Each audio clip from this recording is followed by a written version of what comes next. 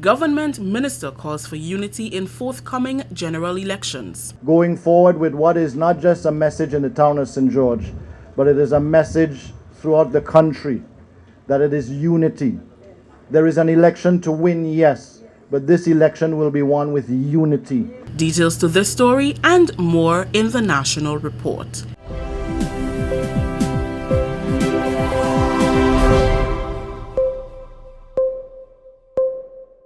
With the National Report, I am Rikisha St. Louis.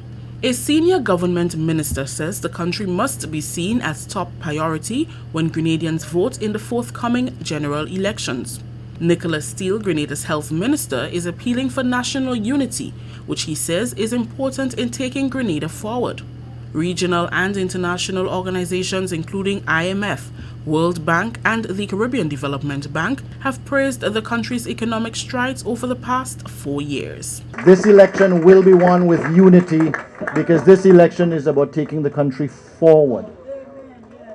Those of us who sit here under the guidance of Dr. Mitchell understand that it is not about self, it is about the team, and the team is not just the party, the team is the country. And therefore, in pushing forward to win an election, you have to make sure that you do not damage the country or any of the teams, even your opponents, because those are the ones you are asking to represent as well. And it is a lesson that we have learned, it is a lesson that we are teaching. General elections are constitutionally due early next year, but there is speculation that the vote could be called before year end.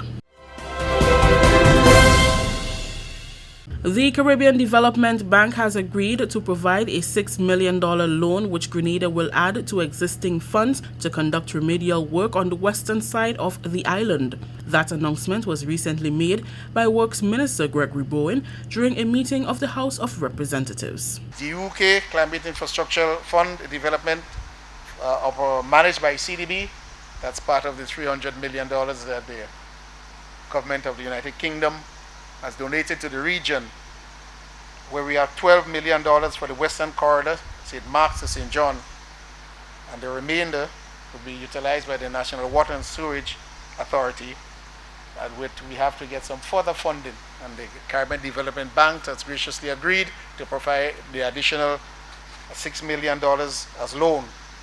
So the entire Western Corridor, where we have all the landslip, where we have all the dangerous precipices along the road, we intended to move the road inland and to make this safe, because all of those things, the slips and the dangerous precipices, they all came from, Mr. Speaker, climate change. This is the National Report. More news after the break. The house was shaking. Then started story here, babe. Crack, and the roof had gone. Man, I was so scared, I nearly wet myself. Only those who have lived it can truly understand the devastating fury of a hurricane's wind. The house across the road just get up and roll over. Hurricane force wind. It's a hazard. Hazards. Take control. Reduce your loss. You can hurricane-proof your home. For example, make your roof more wind-resistant by using screws instead of nails in its construction. Find out more about hurricane force winds and other hazards at your local disaster office. A message from the National Disaster Management Agency and SEDERA. The sod will be turned on Friday to mark the start of work on the Holy Cross RC School. Construction of the facility will be done under the Regional Disaster Vulnerability Reduction Project financed by the World Bank. During a recent meeting of the House of Representatives, Education Minister Anthony Boson said under a CDB-financed project, a retaining wall will be constructed at PBC. The temporary relocation of students has been completed and work should start at the Bishop's College in Carriacou in a matter of months. He spoke of work to be done on other schools. The Seventh-day Adventist School at Montrose in St. Patrick, again, we are pretty well advanced in terms of the final design. The construction of a two-story building to house the science block and an administrative block, Mr. Speaker, and we do anticipate the commencement of work in this next quarter, beginning sometime in September. Actual physical work. Mr. Speaker, with regards to the other buildings, the other schools, the St. Andrews Anglican Primary, the Grenada Christian Academy, and the St. David's Catholic Secondary, technical drawings and design works have commenced. And once this is completed in phase 1, we intend to move directly into phase 2.